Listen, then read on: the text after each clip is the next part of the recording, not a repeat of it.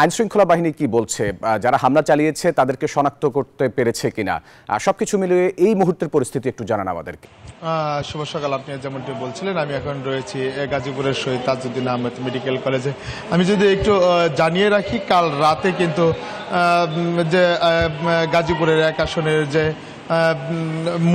সাবেক মন্ত্রী আকম মোজাম্মেল, তার বাসায় কিন্তু ভাঙচুর এবং লুটপাটের ঘটনার ঘটে। ঠিক সেই সময়ে বৈষম্য বিরোধী ছাত্ররা কিন্তু সেই লুটপাটের ঘটনার সংবাদ পেয়ে তারা কিন্তু 40 থেকে 50 জন সেই বাড়িতে কিন্তু উপস্থিত হয় এবং উপস্থিত হওয়ার পর তারা কিন্তু সেই লুটপাট এবং ভাঙচুরে বাধা দেয় এবং বাধা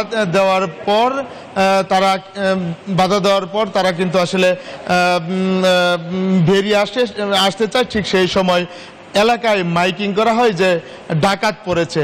সেই শব্দে এলাকাবাসী কিন্তু এই বৈষম্য বিরোধী যে শিক্ষার্থী রয়েছে সেই শিক্ষার্থীদের সাথে সংঘর্ষ বাধে এবং তাদেরকে মারপিট করে এবং তারই ধারাবাহিকতায় যে সেনাবাহিনী রয়েছে তারা কিন্তু তাদেরকে উদ্ধার করে শহীদ তাজউদ্দিন আহমেদ মেডিকেল কলেজে নিয়ে আসে এবং যারা গুরুতর আহত তাদের কিন্তু ঢাকা মেডিকেল কলেজ হাসপাতালে পাঠানো। এবং আইন শৃঙ্খলা বাহিনীর সাথে আমার কথা হয়েছে, তারা যেমনটি জানিয়েছেন যে যারা আক্রমণ করেছে তাদের কিন্তু এখন পর্যন্ত আইন শৃঙ্খলা বাহিনী শনাক্ত করতে পারেনি। তবে আইন শৃঙ্খলা বাহিনী বলছে যে তাদেরকে শনাক্তর কাজ চলছে এবং আইনি প্রক্রিয়া কিন্তু রয়েছে। এবং আমি যদি আরেকটু জানিয়ে রাখি যে 40 থেকে 50 জনের মধ্যে কিন্তু 20 জন আহত হয়েছে। এর মধ্যে 3 জন কিন্তু শহীদ তাজউদ্দিন আহমেদ মেডিকেল কলেজ হাসপাতালে রয়েছে এবং বাকি যারা রয়েছে তারা কিন্তু ঢাকা মেডিকেল কলেজ হাসপাতালে পাঠানো হয়েছে। তো এই ছিল গাজীপুর থেকে আমার কাছে সর্বশেষ তথ্য।